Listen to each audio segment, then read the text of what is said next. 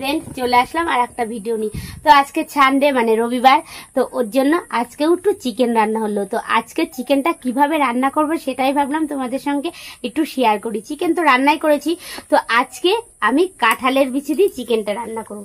তার জন্য দেখো কি করেছি, কাঁঠালের বিচিগুলো কিন্তু ছাড়িয়ে নিয়েছি।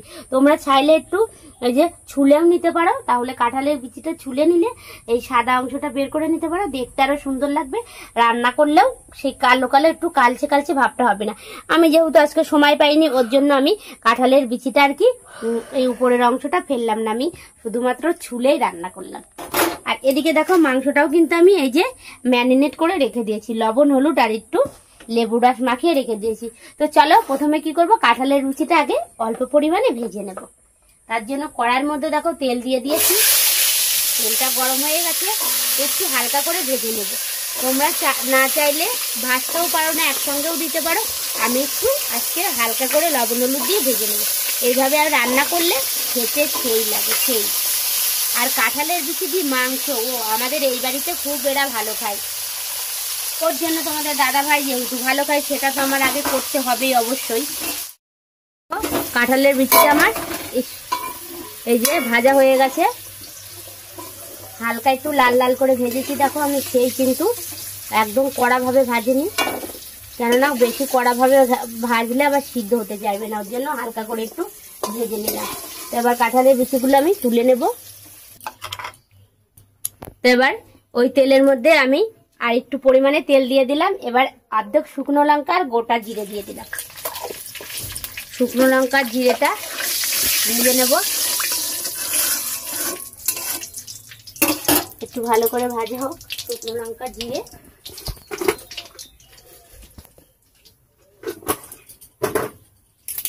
একটা তেজপাতা দিয়ে দিলাম।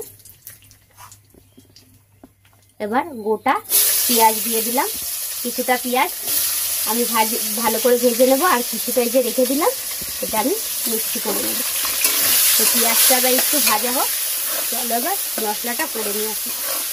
কী কী মশলা দেবো সেটা তো তোমরা জানো, আদা বাটা, জিরে বাটা, রসুন বাটা, পেঁয়াজ লঙ্কা আর কাঁচা লঙ্কা। তো আমার সব মশলা এখানে আছে। তো চলো এবার মশলাটা মিক্সি করে নিয়ে আসি, দেখতে থাকো। তো দেখো আমার পেঁয়াজটা লাল করে ভেজে নিয়েছি। এদিকে দেখো পেঁয়াজ ভাজা হতে হতে আমার মশলাটাও রেডি পুরো।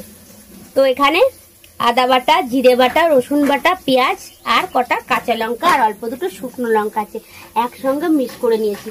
তো এবার সব মশলাটা দিয়ে দেবো। তো এই যে মশলাটা দিয়ে দিলাম।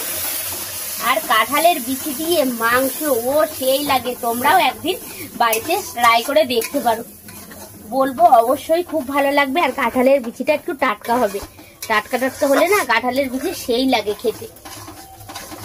আমাদের আবার কাঁঠাল খাবে না, কিন্তু কাঁঠালের বিচি খাবে তোমাদের দাদা ভাই, এত প্রিয়। তো এবার মশলাটা ভালো করে কষিয়ে নেব, দেখতে থাকো। মশলাটা কষানো হয়ে গেছে, এবারে ম্যারিনেট করা মাংসটা আমি এই যে দিয়ে দেবো। মশলাটা ভালোভাবে না কষালে মাংসটা কিন্তু দিলে ভালো লাগবে না, ওর জন্য মশলাটাকে কষিয়ে নিয়ে তারপরে মাংসটা দিয়ে দিলাম।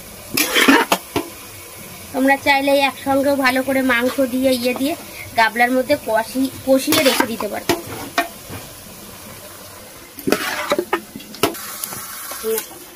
এইবারে আস্তে আস্তে ভালো করে আমি ঢেকে ঢেকে কষিয়ে নেব।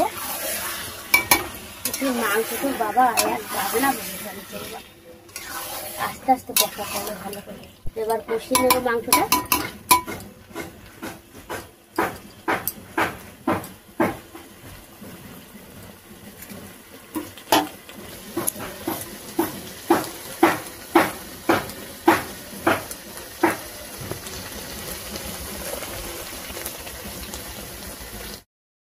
তো দেখো আমার কষানো হয়ে গেছে, এখনো কষানো হবে। তো এবারে আমি এই যে কাঁঠালের বিচিগুলো ভেজে রেখেছিলাম, এই যে এবার কাঁঠালের বিচিটা দিয়ে দেবো। তো ভেজে রাখা কাঁঠালের বিচি দিয়ে দিলাম। ভেজে রাখা কাঁঠালের বিচিটা দিয়ে আরো কিন্তু আমি কিছুক্ষণ ভালো করে কষিয়ে নেব। এই যে ভালো করে আরো কিছুক্ষণ কষিয়ে নেব।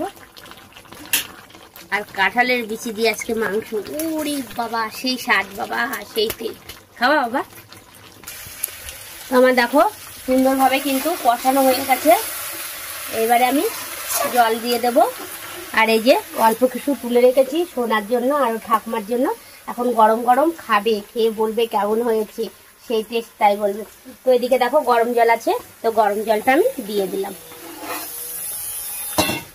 তো এই যে গরম জলটা দিয়ে দিলাম। এইবারে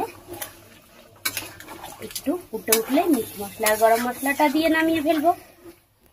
ঠিক আছে, দিদিভাই কিন্তু নামানোর আগে মিট মশলা আর গরম মশলাটা দিয়ে দেয়। তো কেমন লাগলো ভিডিওটা অবশ্যই কমেন্টে জানাবে। আর যদি তোমাদের ভালো লাগে একটা লাইক আর কমেন্ট করে দেবে। তো টাটা বন্ধুরা।